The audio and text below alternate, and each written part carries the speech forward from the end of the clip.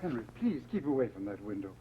Don't take chances if you think we're in danger. Elsa, she's gone to see that man next door again. I don't like it. Oh, I don't worry about her. It's all right, dear brother. Just don't take unnecessary risks.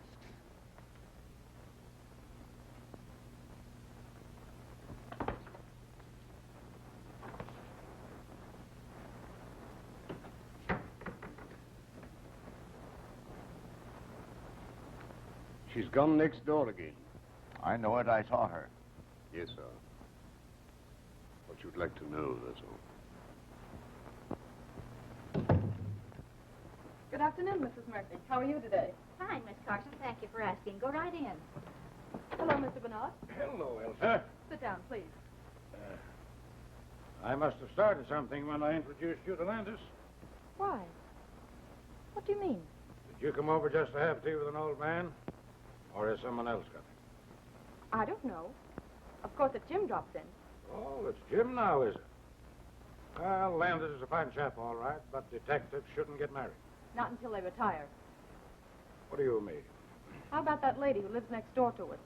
Mrs. Tallman? Oh, you and I are just old friends. So I've noticed. Say, if you get any more crazy notions about me, you can meet Landis in your uncle's home instead of my garden. If you knew how I've hated my uncle's house, and now it's even worse. I've wanted to talk to you about this, Mr. Bernard. I don't feel that everything's right with my uncle. Financially? Oh, no, it isn't that. It's just little things I noticed. Well, tell me some of the things, Elsa. Well, none of them seems anything by itself. Oh, I suppose it's natural enough for two elderly men not to venture out of the house after dark. Anyone might hate to sit in a lighted room unless the blinds were drawn, and anyone might be nervous of burglars or fly into a rage at the mere mention of peddlers. Well, how long have they seen her? I noticed it about 2 weeks ago. Have you any idea what makes them so nervous? There are rather mysteries in the neighborhood, you know. I've wondered about Deegan. Who's Deke? He was the last man we had. He shouted all sorts of threats when Uncle Henry discharged him. I don't think he'd do anything really dangerous, though. I like Deegan. Much better, in fact, than our present man, Good.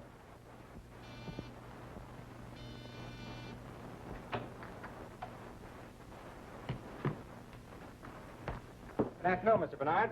Hello, Elsa. Sit down. I'll pour you some tea. Are you all through? Yep. I have my man in jail, and my work here is finished. I'm going back to town tonight. Give my regards to all the gang at headquarters. I surely will, sir. But don't think for a moment you're forgotten. The old-timers all hold you up as a shining example to me. They call me Sherlock Jr. Well, the old ways had certain merits. Don't disregard them entirely. You're not finished already. What's the hurry? I was going to take you for a little drive. It's the last chance we'll have for a while. Don't mind me. I'll go for a stroll. Sit down. We have nothing to say that can't be said before you. Oh, haven't we? Hello, everybody. Having a little tea party? Mr. Landis, this is Mr. Blake. Oh, Oh, yeah. Mr. Blake is my paying guest. Calls himself a chemist. And if making horrible stenches is any criterion, he is. I'll surprise you one of these days and make Dr. Milliken take a back seat. I'll bet he's worried. Mr. Blake in? Oh, excuse me. What is it, Sean? Excuse me, please. I want some carbon tetrachloride. Oh, what do you know about carbon tetrachloride? Oh, me want a Matera. Oh, yeah? Come on out to my laboratory. Oh, thank you very much. Let's go before Blake gets back. Oh, he's not as bad as all that. But remember, this is my last day here. All right, run along then. I'll be seeing you again soon, sir. You don't have to tell me that.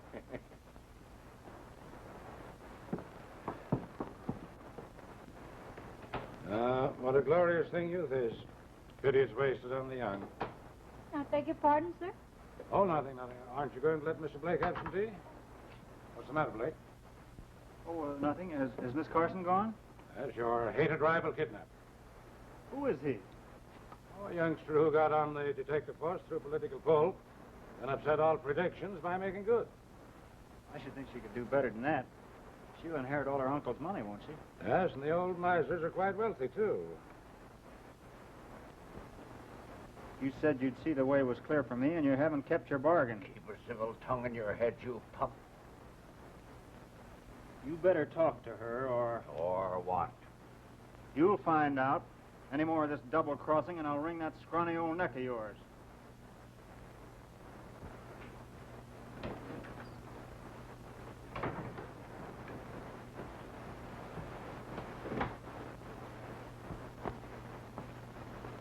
Won't you please say yes, dear? I can't now. Oh, it's no use pretending I love my uncles. I don't. They wouldn't let me when my mother and father were killed and I first came to live with them. But they need me, Jim.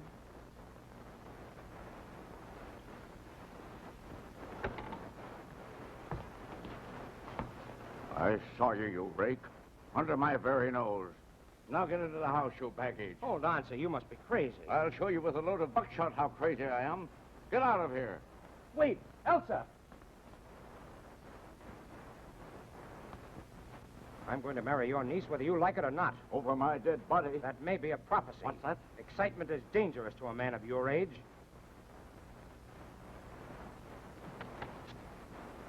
Thank you. Well, I'm glad to see you home again, Mrs. Tallman. Oh, that's very nice of you to say so. For two reasons. Have you seen Elsa's uncles lately? I'm as welcome in that house as a polecat at a garden party. I only moved here to be close to Elsa. Well, you're not their sister, then? Heaven forbid. But Elsa's mother was.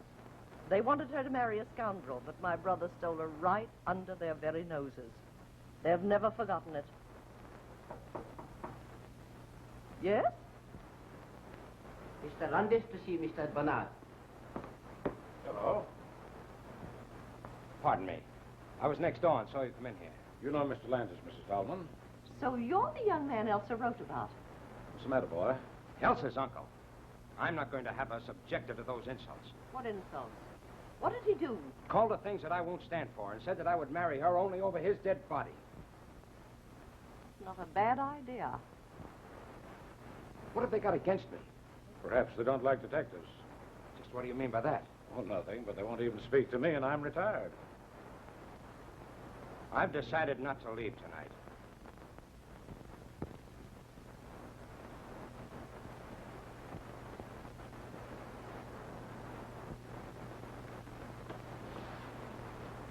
Henry, there's a man sneaking about the garden. What'd you tell me about keeping away from the window? What are you trying to do? Make a target of yourself? But whom are you afraid of, Henry? You'll know soon enough if you're not more careful.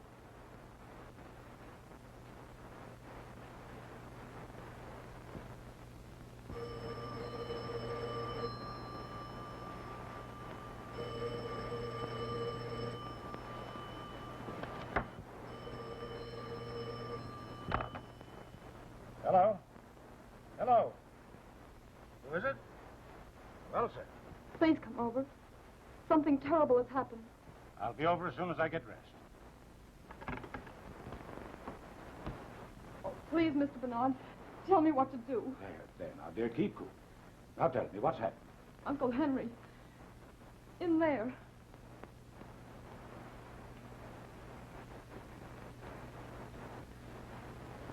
Oh, no. I can't go in there again.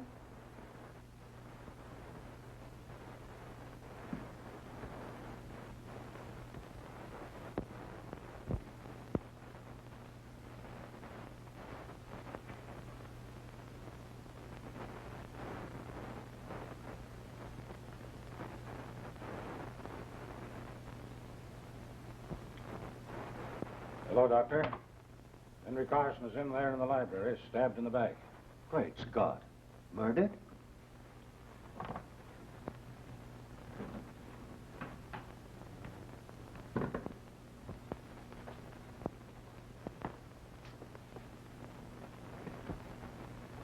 Good. Well, this is the one time I didn't expect to see you, as if you'd stepped out of a bandbox. Did you think I'd be wearing an old flannel nightshirt?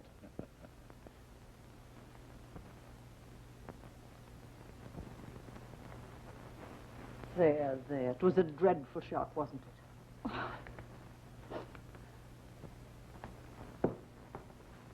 Come in and stay at the door, Jim. Well, I'm glad you're on this case, young fellow. Thanks. The body's in the library. There's Foot who first found it. Tell Mr. Landis all you know, will you, Foot? Unless you'd rather look in the library first. Anything you suggest. I suppose you'll take charge. Oh, no. I'm on the shelf, but I'll help you if you want me to. Thanks. What do you know about it? I woke about 2 o'clock, sir. It was very warm, so I got up and opened the window. I saw the light from the library shining on the lawn, so I came downstairs. I thought Mr. Henry was asleep. I shook him very gently. But he wasn't asleep. So I called Miss Elsa. Elsa, were you awake when the butler rapped on your door?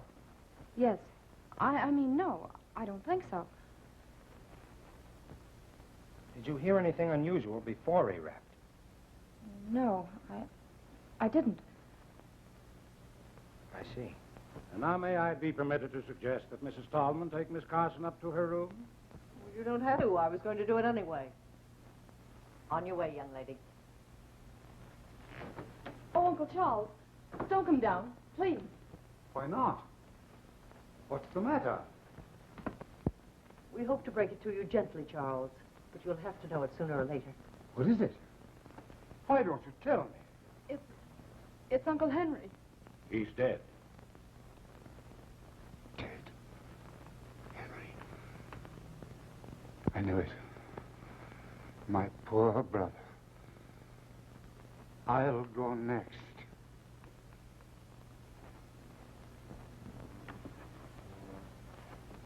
Do you think the stab in the back was the cause of death? Naturally. But this was done with a fine instrument, which accounts for so little superficial bleeding. There was none. The edges of the cut in his shirt and undershirt were bloodstained. Yet if the instrument reached the heart, there would be blood on it when it was withdrawn. If it reached the heart. Look here, young man. I'm short of sleep. Good night. Did you expect to find it? No, just noticed it. What do you make of it? I don't make anything of it unless someone cut himself accidentally. Carson's wound never bled like that.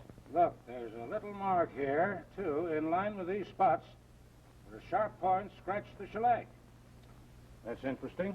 Someone dropped a sharp instrument here that had blood on it, and the blood dripped a little. Mm-hmm. Well, for the present, that explanation ought to serve. But where's the weapon? I haven't seen a sign of any possible weapon, blood-stained or not. What's that on the little table by the sofa?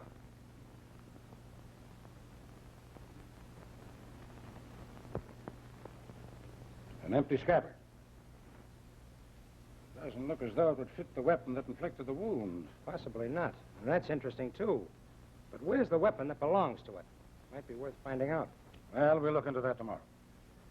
Meanwhile, is there anything more you want to do tonight? I don't want to keep you up, but I'd like to sleep on this with as much information as I can get. You know more about the household, and you were here first. All right, come over to my house, and I'll give you 15 minutes.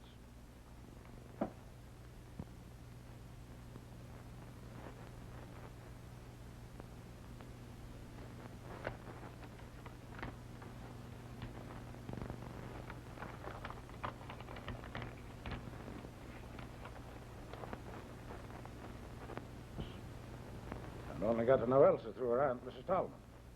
Well, that about covers everyone. Well, except Peter Blake, my lodger. What has he to do with it? Oh, probably nothing. But he's had his eye on Elsa for some time, and he knows she'll inherit her uncle's fortune.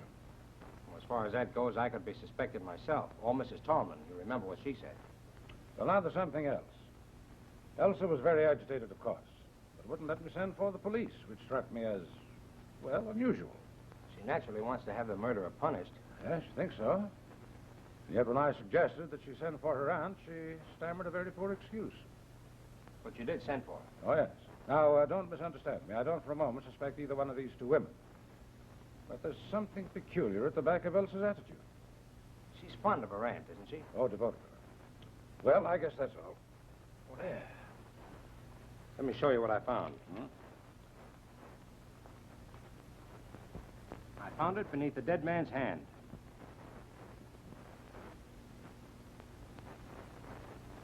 Interesting. What else?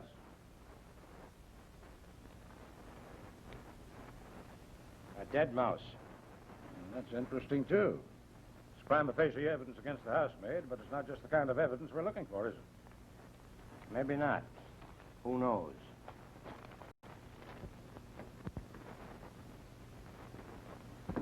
Good morning, dear.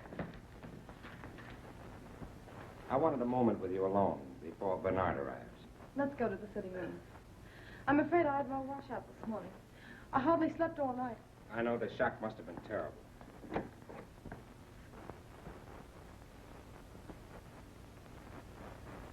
Jim, I'm terribly upset.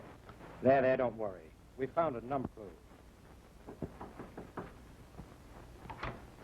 Mr. Bernard. Just wait outside. Oh, good morning, dear. Any inspirations in the night? No, but I've arranged for the autopsy and had a look over the grounds. I was just going to ask about this man Deegan.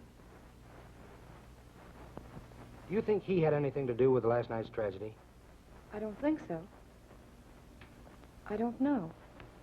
Of course not. Elsa, were your uncles still engaged in business? I believe Uncle Henry wasn't away. They seldom went out, but Uncle Henry wrote a good many letters. It was he who handled the details then. I suppose so. But you know nothing of the nature of their business. They never talked much of it. Some real estate investments, I think. You never overheard them mention an enemy? No, I never have. Would it be possible for us to see your Uncle Charles for a moment? Oh, no, you mustn't. Please, don't disturb him now.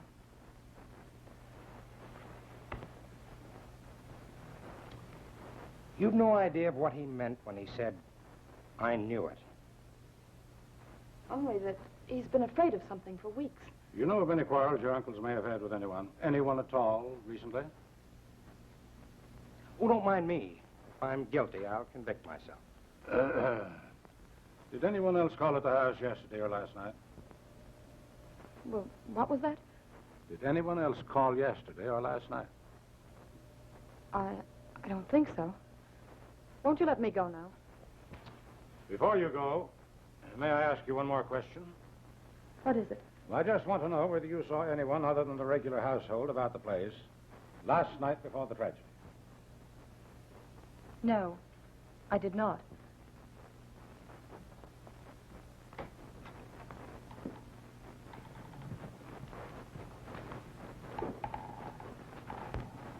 Come in, Foot.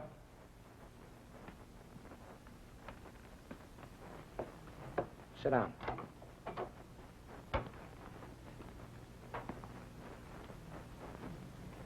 I have a few questions to ask you. This is unlocked, Foot. Did you lock it last night? No, sir.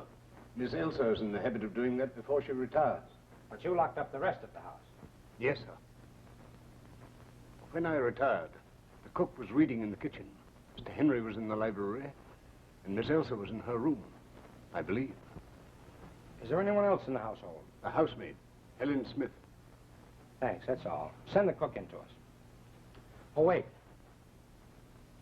Did you see or hear anyone last night? Not exactly. What do you mean by that? Nothing, sir. Okay, send the cook in. A little experiment in psychology. Foot knows that we know he's holding something back. You'll have a good alibi. All the better. We'll check it and place him in the case one way or another. Come in. I'm afraid I don't know your name. Miss Dubbin, sir. Now, Miss Dubbin, I want you to tell me what happened last night. Sit down, please. Well, it was after dinner when the dishes was washed up with the help of Helen Smith, who is always neat and helpful with a quiet tongue and tidy ways. Not like that Mr. Foote who thinks he owns the house. Skip that. Go ahead.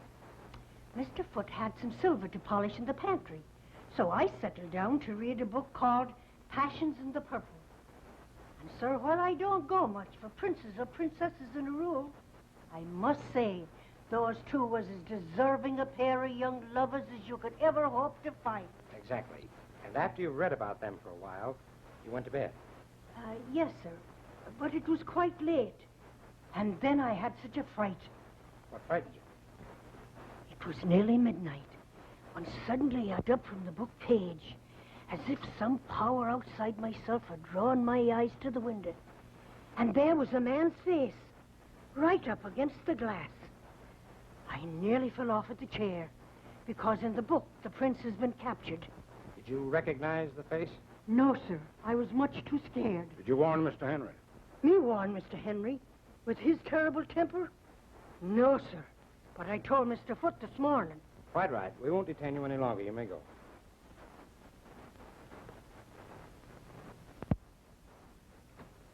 Well, that's that. What do you make of it? I think I'd like to have a few more words with our friend Foot.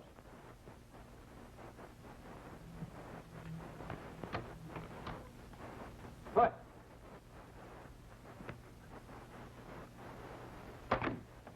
Find we have a few more questions to ask you. Yes, sir? Have you put down any poison against rats or mice lately? No, sir. I didn't know of any having been put down. Say, by the way, why didn't you tell us about the face at the window last night? Slipped my memory. A few minutes ago, I asked you whether you saw or heard anyone last night. You answered, not exactly. Well, sir, I told you that I woke up shortly before 2 o'clock.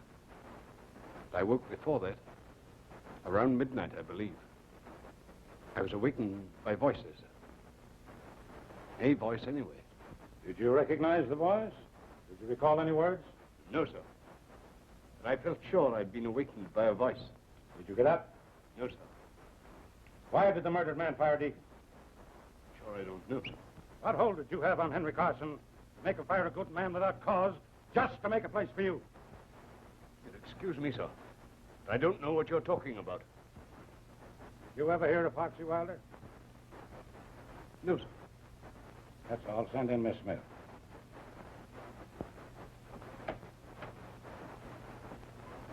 Well, what was all that about? Shot in the dark that hit home. You see Foot take it? I certainly did. Who was the man? Forger that I haven't seen for 15 years or so. He was arrested twice, but wiggled out of both convictions. We have his fingerprints, though, and I'm practically certain he's the same man. The idea that he might have had a hold on Carson out of the past is interesting. Yes, very interesting.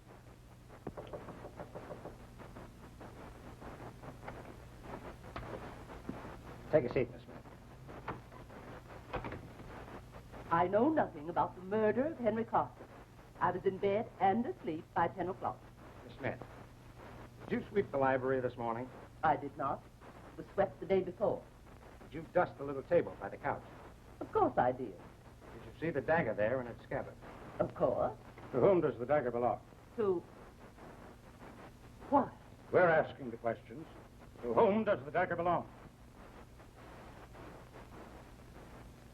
I haven't any idea. Does it belong to Miss Elsa? If you're trying to accuse that poor innocent girl... Does belong to Miss Elsa, eh? I haven't the faintest idea. That's all, Miss Smith. You may go.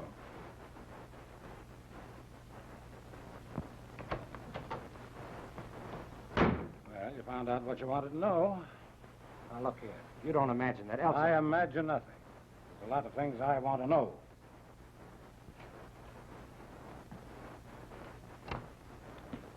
Hello, what's up? Murder. What? Who? Henry Carson. He was a friend of yours, I believe. Well, I just knew him through Elsa. What are you, doing here, Mr. Blake? Oh, just experimenting. You have a lot of poison gas, I see. Why, yes. Oh, no, not exactly. But say, Mr. Landis, I wouldn't think of killing old Carson. Well, of course not. By the way, Mr. Landis is staying to lunch. He'll be ready in a few minutes. Why, I'm going out to lunch. I have an engagement. Going far? Oh, no, just around here.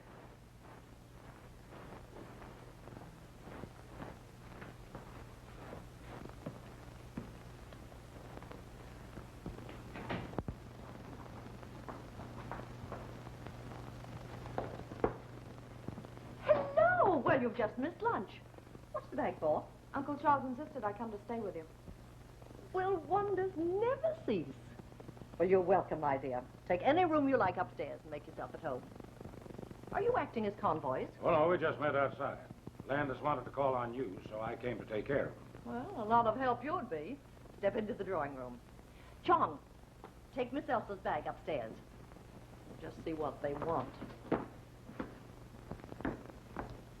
Sit down.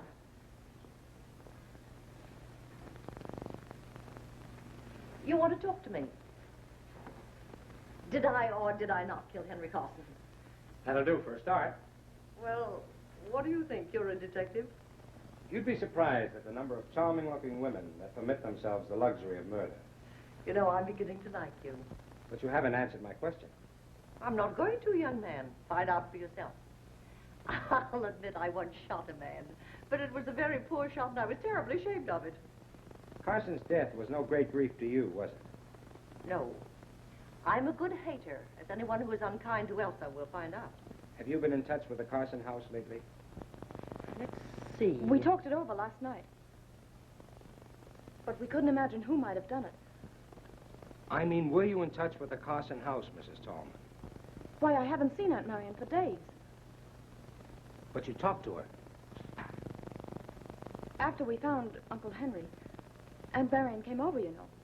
Don't be silly, child. You telephoned me last night about 10 o'clock and asked me to come over. Why didn't you tell us that, Elsa? What has telephoning my aunt to do with the murder? It might have a lot to do with it. Did you go? No. I knew that a row with her uncle would just make matters worse for her. Was it because of the incident between your Uncle Henry and me? Yes, he was much worse after you left. You mustn't let our visit upset either of you. Oh, certainly not. But on the other hand, Mrs. Tallman, I must ask you not to attempt to leave town. I have no intentions of leaving town. You'll find it very hard to arrest me while Chong is still with me. Good afternoon, gentlemen.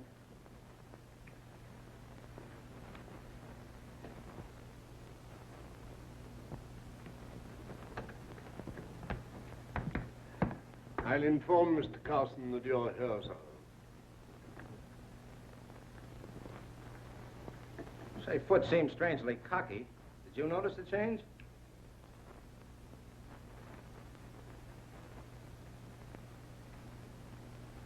What's the matter? Never going to speak to me again? Look here, young fella. What is the idea of that last crack to Miss Stout? Too bad if it turns out to be her. You go chase yourself. Well, gentlemen, here I am. Be seated, gentlemen, please.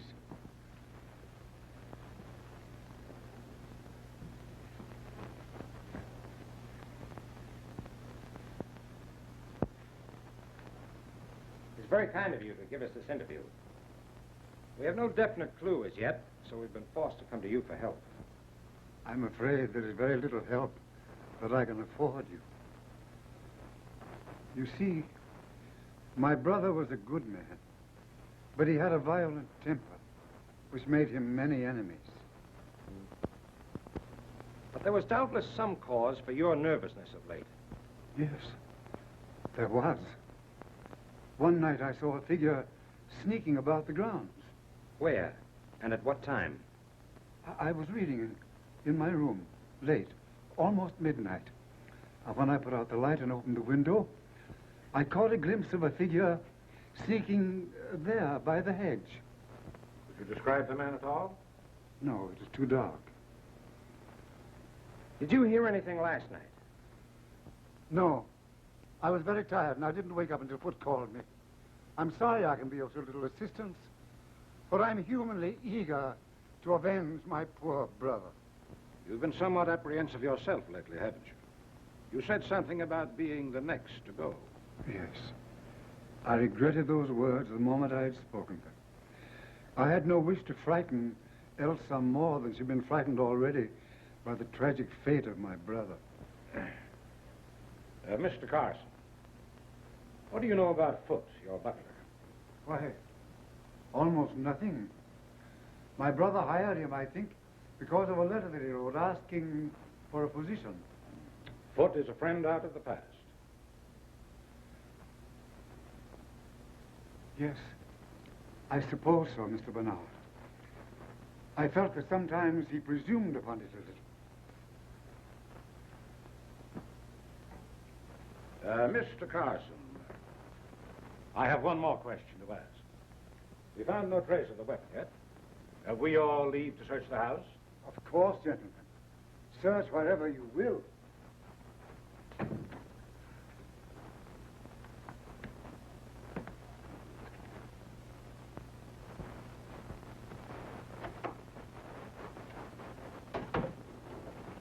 No use looking in there. If it were hidden among her clothes, she'd have found it herself.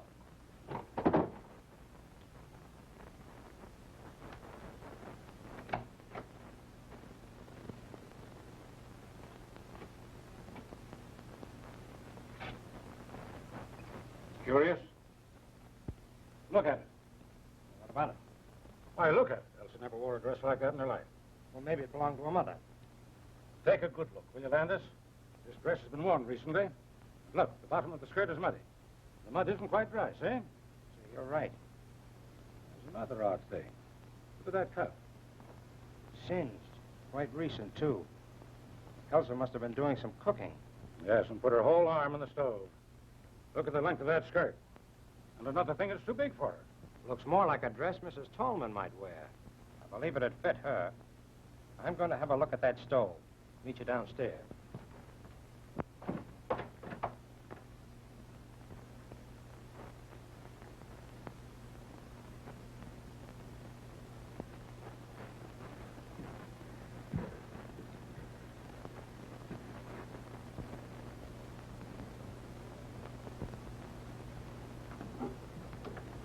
Excuse me, sir.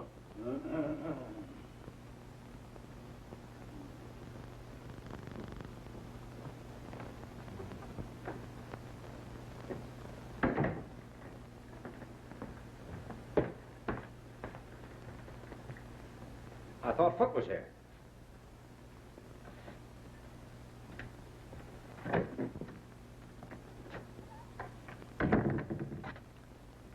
Foot. Do you remember anything more about the voice that awakened you earlier in the evening? I really don't remember anything more than I told you, sir. Well, do me a favor and try hard to remember now, will you? I'll try, sir.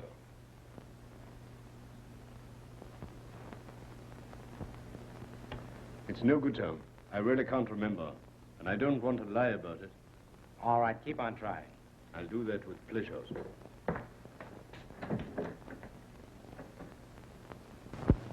No, I can't say that I noticed anything peculiar about the library chandelier. Well, I did. When we were waiting in there for Charles Carson, I happened to look up at it. One of the gas jets was fully open and parallel with the pipe. But Great Scott, man, we would have smelled it. Oh, no, we wouldn't. The cook tells me that Henry Carson had a scrap with the gas company and it was shut off all over the house. She uses a coal stove. That's how I found out about it. Well, what harm could it do then if it were open? When I went in to speak to Foot, it was closed again. But who would have touched it? Was Foot in there long enough to have turned it off? Oh, quiet. What on earth has that got to do with the case? You don't see the connection? No, frankly, I don't. Well, possibly not. It was just a crazy idea I had about Blake.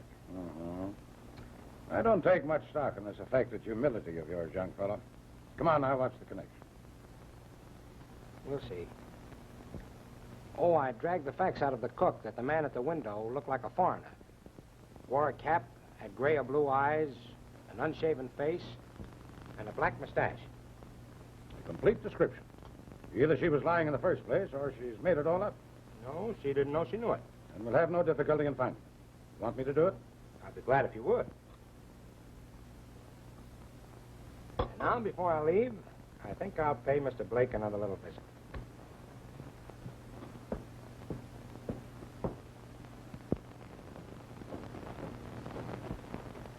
Look here, what do you want to know all this for? You prefer not to answer? No, I don't mind. I was only joking. The fact is, I'm working on a new infallible gas disinfectant for rooms where people have had contagious diseases. You have a number of gas containers here. What are they? Why, there's natural gas, there's hydrogen, fluorine, formalin, hydrocyanic gas. And in those carboys? Ether, ammonia, and chloroform. Is this the company that supplies you, Bar Chemical Company? Yes. Anyone come in here? Well, there was Chong, you know. But wait, that fellow Foot from over at Carson's was in here one day. What did he want? Well, I promised Elsa a good cleaning fluid for her gloves, and she sent Foot over for it.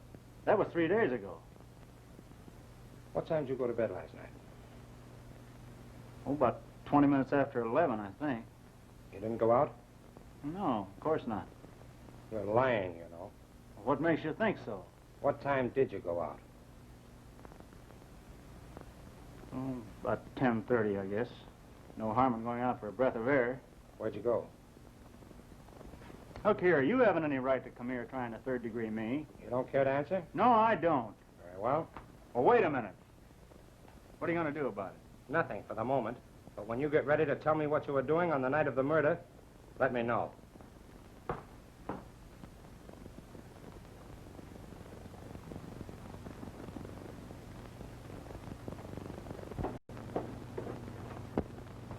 Good morning, good morning. You're an early bird. Or haven't you been to bed? You realize this is the third day now, and we're just about where we started? Oh, I wouldn't say that. Well, I'm anxious to hear what you found out yesterday. Good. Sit down then. Over the way, I checked on Deegan. The people who employ him were giving a party that night, and he was on duty until 4 in the morning. So that eliminates him. Well, I had better luck. I expect to produce the face at the window today. How? Through Briggs, the man Henry Carson was writing to. He's their real estate agent, and none too honest, I fear. I found out through Briggs the Carsons own a number of tenements that he bought for them under an assumed name. He also admitted that there have been a number of fires in those buildings lately, obviously set by a firebug. The building's heavily insured?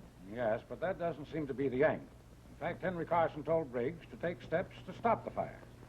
Briggs engaged a private detective, but the fires didn't stop. There was an attempt at firing one of the buildings on the very night Carson was murdered. What time? A little before midnight. Well, then the same man couldn't have killed Henry Carson. Yes, he'd have had time, only it wasn't a man. A woman? And she was nearly caught. The private detective described her as being tall, dress of some dark material, small hat and a veil. She moved with a free, swinging stride, like a woman who'd been used to an outdoor life. But that's extraordinary. The description fits Mrs. Tallman.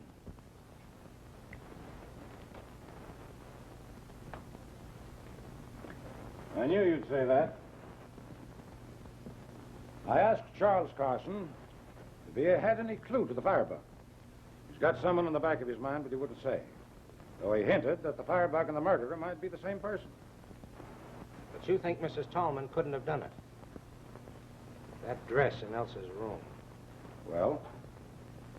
If she had just escaped arrest and thought somebody was following her, and instead of making for her own home, she made for the Carsons. Henry Carson admitted her and swore at her for disturbing him. His voice, or hers, woke foot. In the heat of the moment, she picked up the dagger, stabbed Carson, then hurried into the hall. Now let's say that by that time, Elsa had come out into the upper hall and saw her aunt. So Mrs. Tallman pulled herself together, went upstairs to the girl, and borrowed another dress to go home in, leaving hers with the singed cuff. So you figure that you put two and two together, eh? Well, wouldn't that explain Elsa's attitude? Yes, but it wouldn't explain the face at the kitchen window, which is an exact description of one of Carson's burned-out tenants. A man who lost his wife and child in one of the fires. Let's go see Foot. Good morning, Doctor. You're an early caller? Yes, and I was here very late last night. Carson's in pretty bad shape. Now, what's the matter with those servants? I've rung 3 times. Oh, good morning, Doctor. Takes you a long time to answer that bell. It isn't my job to open the door, it's Foot's. Will you send Foot to us, please, Miss Smith? Yes, sir. Will you wait in the library?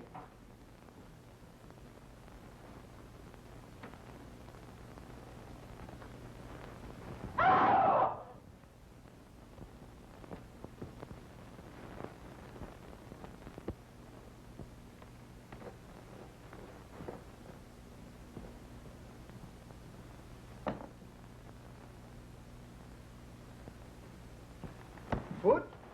What's the matter? What happened? Foot! Foot! Oh, Mr. Landis, what's the matter? Foot isn't here, sir. What? The fact is, Mr. Carson, Foot has been injured. What? How could he be? He had no business leaving the house at this hour of the day. What's the matter with him? He's dead.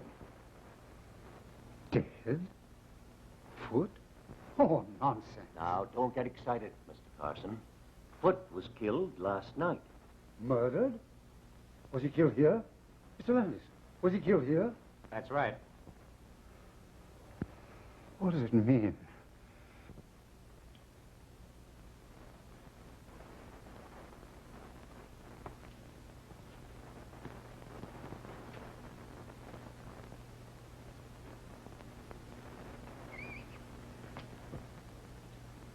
Look here, Landis. What do you make of this? Looks as if some very muddy article was dragged across the sill. See that out there? Yes. Flower bed is covered with footprints that have been carefully trodden out.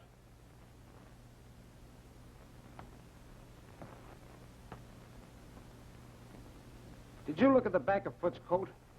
What do you mean? Look closely.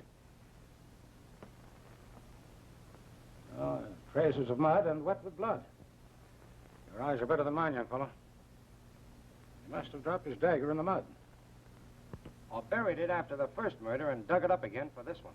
Another murder, all right. Exactly. He's been dead probably 7 or 8 hours. One of the wounds pierced the lung as well as the heart. He died instantly, or very nearly so. The wounds are very similar and were probably made with the same instrument with which Henry Carson was stabbed. Yeah, just a minute. Where are you going? Let me go. Keep your hands off me, Jim Brooks. What do you mean, poking your nose into other people's business? Asking me where I'm going and doing. Stop that noise. You want Mr. Carson down here again? Well, I'm not going to stay in this house to be murdered, too. Go back to the kitchen. If you try to leave this house before I give you permission, I'll put you in jail.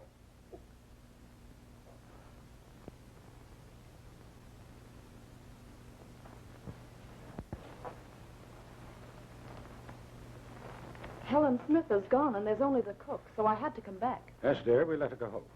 I've questioned both those women, and I can't throw any light on the case. Now, I want you to trust me, Elsa. I do trust you, Mr. Bernard. Then I want you to tell me how you knew that your aunt came here at a late hour the night your uncle died. I can't. You'll tell Jim, and he already suspects Aunt Marion. She told me so. Now, my dear, you've asked me to help you, but you won't help me.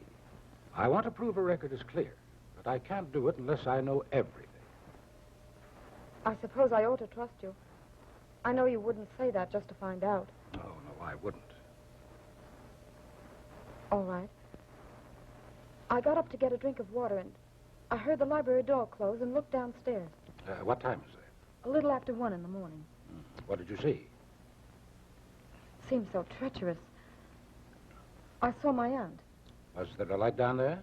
Just a dim nightlight. But I called out, Aunt Marion. Yes, what did she say? She didn't say anything. She put her fingers to her lips. Then she waved me a kiss and hurried out the front door.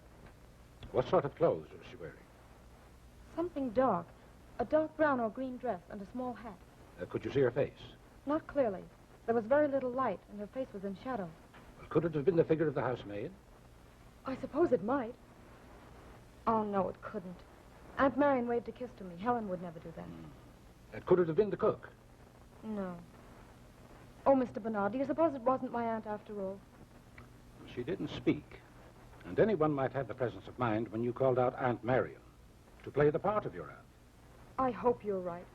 I couldn't believe Aunt Marion would do anything so horrible. Oh, neither could I. But in the meantime, don't say anything about it to anyone, especially Mrs. Tallman. And don't worry. You are a comfort and a darling. I want you to promise me you won't arrest Mrs. Tallman for 2 or 3 days. I'll call it a hunch if you like. All right, sir. I'll take a chance on your judgment. What are we doing here? I'm going to have another look at that dress.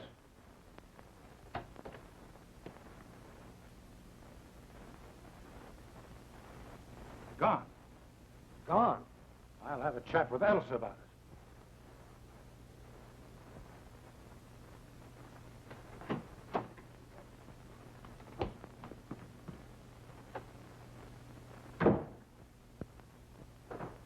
Here's your man, sir.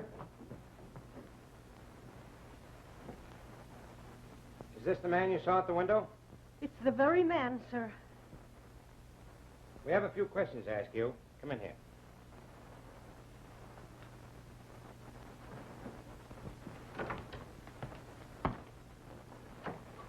Sit down.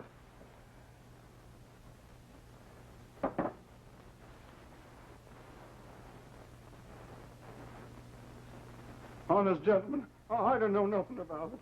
Don't worry about that now. Sit down. We haven't accused you of anything yet, you know.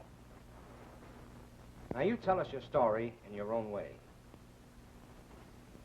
Well, was like this. A month ago, I was a contented man with a wife and a baby. He was as pretty a kid as...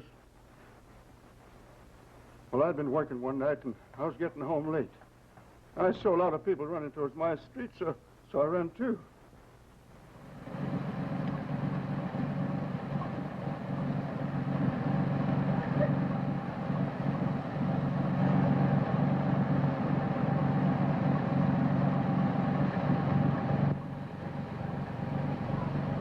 Back there.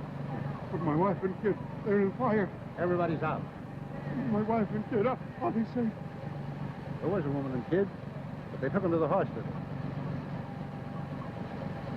Hospital?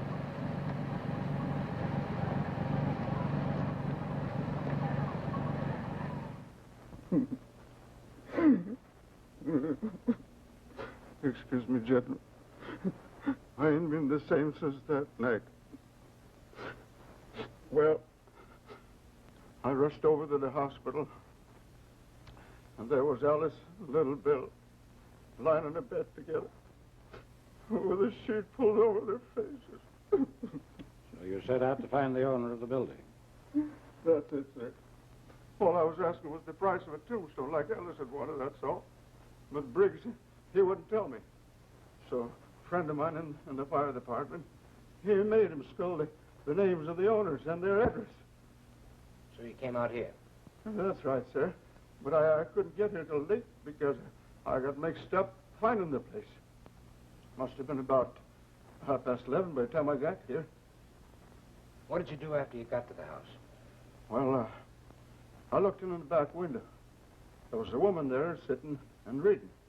Well, she let out a yell, so I ducked. You mean you went home? No, sir. I wanted my rights. I came round this window here, but all of a sudden the lights upstairs went out. So I ducked, scared somebody might look down and see me. That's just what happened. You were seen. How come clean? So help me, I'm telling the truth. Well, after a while, I crept back and looked under the shade. At this desk here, there was an old man looking over some papers. Did you rap on the window? Not me, sir. I wasn't looking for trouble. I just walked along the house to see what kind of a car they had, to see if they was rich. The garage was empty, so I went home. Is that all? I guess that's all. But I didn't murder the old man. You better tell us everything, Bell. Oh, what's the use? You wouldn't believe me. Why don't you try? Well, it was like this, sir. The garage was all dark inside, but I carry a torch, and just as I took it out, something hissed at me from the back of the garage. Hissed at you? Yes, sir, I'll swear to it. It scared me so bad that I ducked again. Then how did you know there was no car there? Well, after a while, I came back and I flashed on the torch, and that time I saw it. Well, what was it? I said you wouldn't believe me, but I'll take my oath it was a snake, wiggling away toward the back. You sure it wasn't a long red herring? I'll take my oath it was a snake. So you went home? Yes, sir. I went straight home as fast as I could. You were never near this place before? Well, I never found out the address till the day before. How could I come? You came again? I never did, sir. I never came near that place again. You came here last night, crept in, stabbed another man at that desk, just as you stabbed Henry Carson. I didn't, sir. I didn't. I swear I didn't. Where were you last night after midnight? I was in a picture show. Anybody with you to prove it? No, sir. I went alone. I'm going to send this fellow home now, but don't lose track of him for a few days. All right, Bell. You can go home now. Home? And I'm going to see what I can do about raising the price of that tombstone. Thank you. Thank you, sir.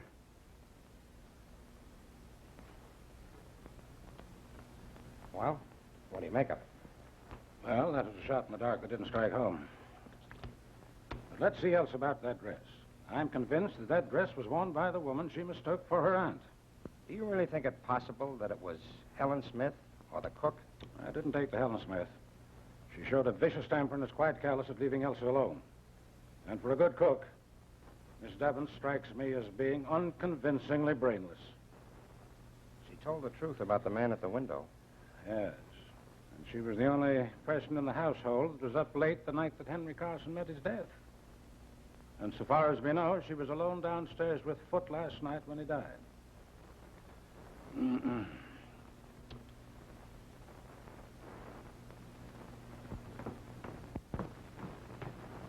Where are you going with this? To the kitchen, sir. And the incinerator, I suppose. No, sir. Miss Elsie thought I might be able to wear it. Elsa!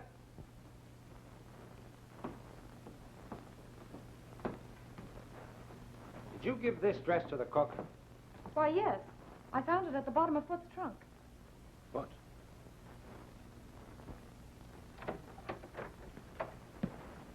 Well, Foot must have planted that dress in here. And it would be the logical place for him to hide anything else. While Elsa was away.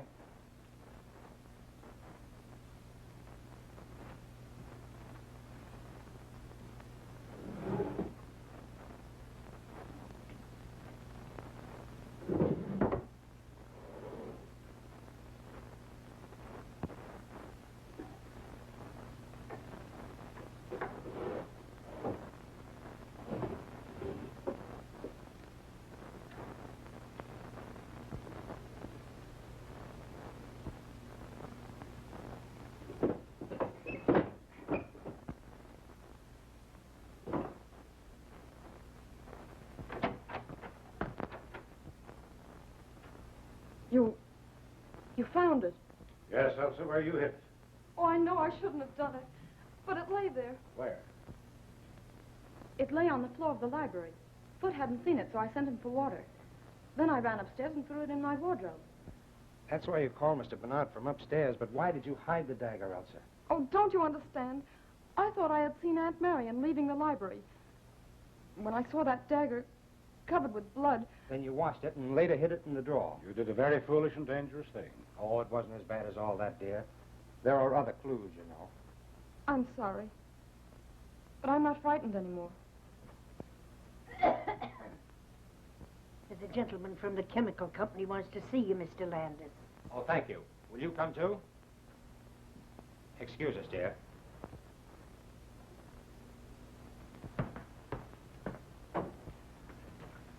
Well, did you see Blake? No, I didn't. What new theory is this? It's not a theory. I had the chemical company send out Mr. Watson here to examine Blake's laboratory.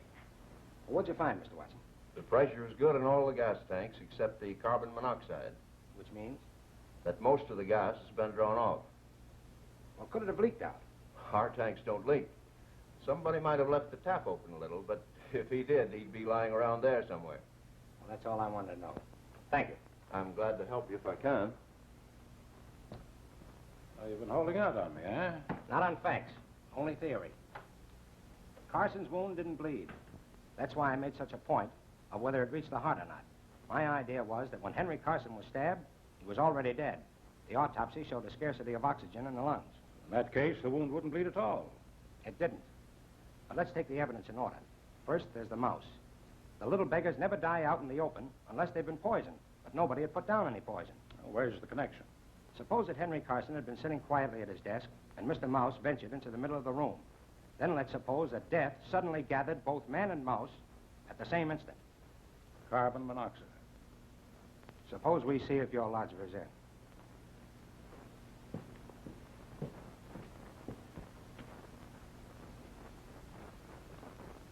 Well, it looks like he skipped. I'll broadcast his description. We'll soon pick him up.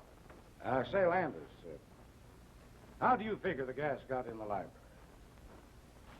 From the gas jet and the chandelier. Blake tapped the pipe and let in the carbon monoxide from the tank. Sounds interesting, but I'm inclined to think it's all moonshine and coincidence. Now, how would that hook up with the stabbing of Henry Carson and the stabbing of Foot and the dagger and the disappearing dress and the woman in the hallway? Were they all in the plot together? We're not even sure that Foot and Carson were stabbed with the same dagger. We're sure they weren't. Elsa hid it long before Foot was murdered. Oh, quite so. But that doesn't prove that both men were not stabbed with one and the same dagger. For the love of Mike, man, you don't suspect Elsa. I don't think Henry Carson was stabbed with the dagger at all. It was planted there. On the evidence of Elsa, the dagger was covered with blood, dripped on the floor. And yet the wound did not bleed. Whatever blood was on the weapon came off on the clothes when it was withdrawn. That's right. Well, then we can eliminate at once both Arthur Bell and Peter Blake. For neither of them had the intelligence to conceive such well-planned crimes. Well, I'm not eliminating Blake, and I'm not eliminating Mrs. Tallman. All right. But there's an experiment I'd like to try. What is your experiment? Well, it's quite simple. All I ask is that you place yourself at my disposal tonight and possibly tomorrow night. Okay. If you'll have a man watching Mrs. Tallman, I want you to call him off and let me convey to Mrs. Tallman in a roundabout way that you've done so. You agree? I do.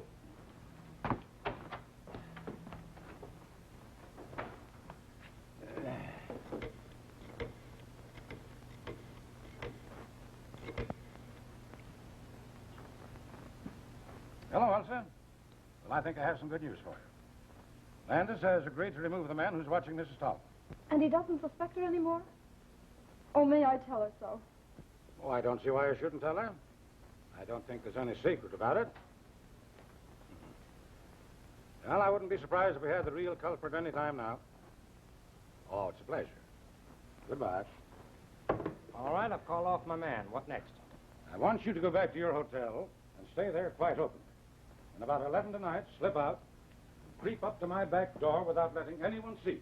Anyone at all. Can you do it? I think so. All right, then. Off with you.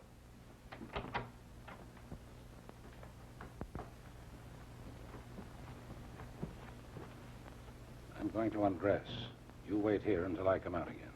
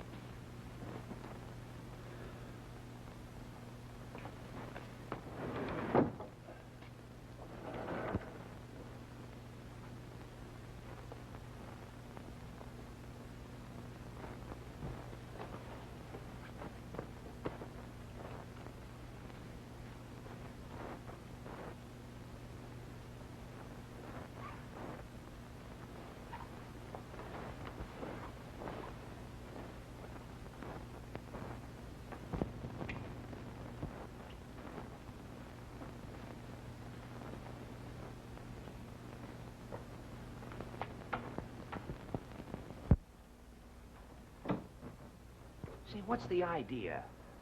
That's the experiment. Don't talk, not a sound.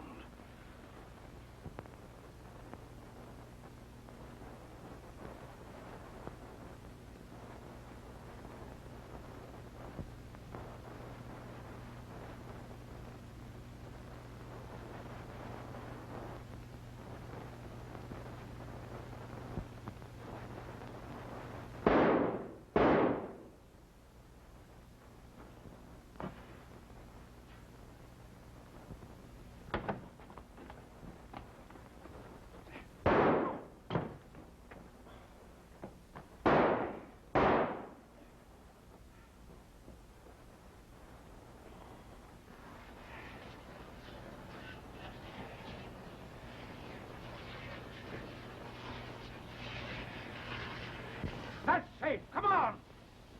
Are you hurt bad? No, just brace me. Hurry, we must catch it. Where the deuce are you going? What is all this? Now, this is my show, Landis. Bruce here is the detective working for me. You identify the firebug, Bruce? All but the dresser, same height, carriage, and walk. Uh-huh.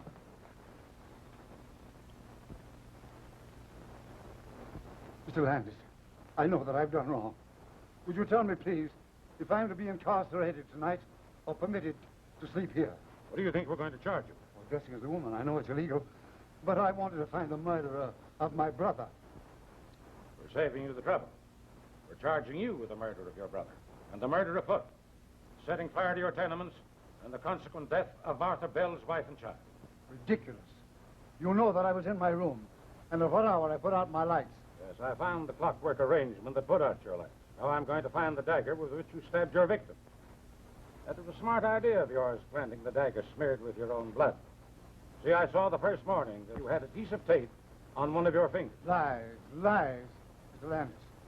How long is this farce to continue? Until you confess. Come on, Landis. Let's find that dagger. I think I know where to look. One moment, gentlemen, please. I admit I'm the firebug. Unfortunately, I'm the miserable victim of a pathological mania. But I know nothing about the murder of my brother or afoot. That woman next door did it. You murdered them both. You fired your buildings for the insurance. Then you came home that night and found your brother, as you thought, asleep. With him out of the way, you would possess his fortune as well as your own. You saw the letter he was writing to Briggs, and you stabbed him to put an end to him and his interference. You're mad. Elsa's cry awakened Foot, who came down and found you and Tallman in the tire. He proceeded to blackmail you. You lured him into the library, where you stabbed him as you did your brother. Pray, tell me, where is the weapon with which you imagine I killed my poor brother and Foot? It isn't in the house, so it must be somewhere in your course between the front door and the side door where you re-entered the house. Come on, Landis. We'll look the ground over again. Right. So, you've got your flashlight? Yes, well, we'll take Carson along.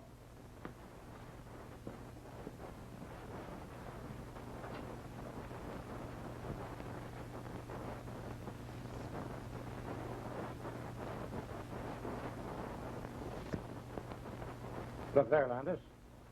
Doesn't it seem strange that such a tall plant should be tied to such a short stake? That stake? That wouldn't help it any. Bruce, pull it up and let's have a look at it.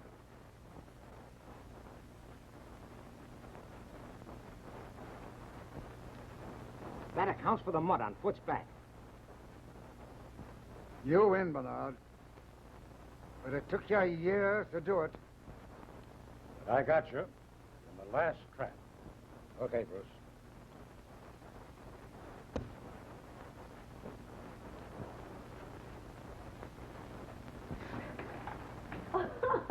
Cleared at last, and your foiled again, Jack Dawson.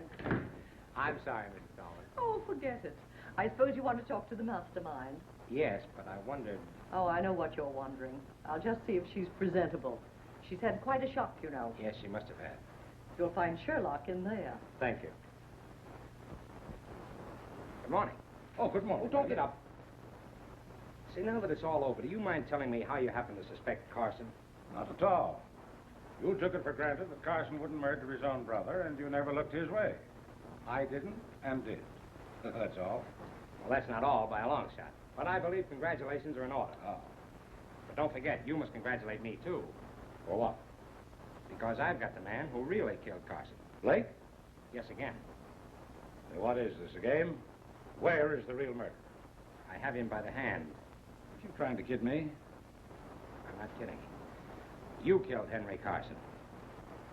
I never could figure why Foot should turn back that gas jet in the library. It didn't make sense. But you were there, too. It was easy for you to enter the library while I was talking to the cook. Go ahead. Carson's last words when he was caught implied that you had known each other before, but you were certainly not old friends. So you must have been enemies. You on the side of the law, he against it. So far, you're right. Not once could I get evidence to justify an arrest. Now, what else, young fella? There was Arthur Bell and the hiss of the snake. I took another look at the Carson garage this afternoon. In the back wall, behind the firewood, is a small hole recently bored leading to your garage. And there were yards of rubber tubing in the back seat of your car. Naturally. It's no dice. You'd already opened the gas jet in the library that day you called about the fence. Mm-hmm. What else? You made sure that Henry Carson was at his desk. Then you connected the tube with the gas jet in the garage. You then went back to your own garage, connected the tube to the tank, and turned on the gas. That was the hiss that scared Bell. You let in enough gas to kill a dozen men and a mouse. Then you drew back the tube, and it was the end of that writhing tube that Bell saw. Of course, he thought it was a snake. And the confessed stabbing of Henry by Charles. Henry Carson was as dead as that mouse when his brother stabbed him. An interesting bit of reasoning. How long have you believed it? I suspected it days ago. You were so down on my theory of gas and so unwilling to involve Blake. Landis, you've done some fine reasoning. I never thought you'd figure it out. But you don't know the harm those two men have done. I came here to live with no idea but to trap them. You see, we never actually met, but they knew me as well as I knew them. Hello. Are you two still congratulating each other? We're pretty good. One outside who thinks so, too.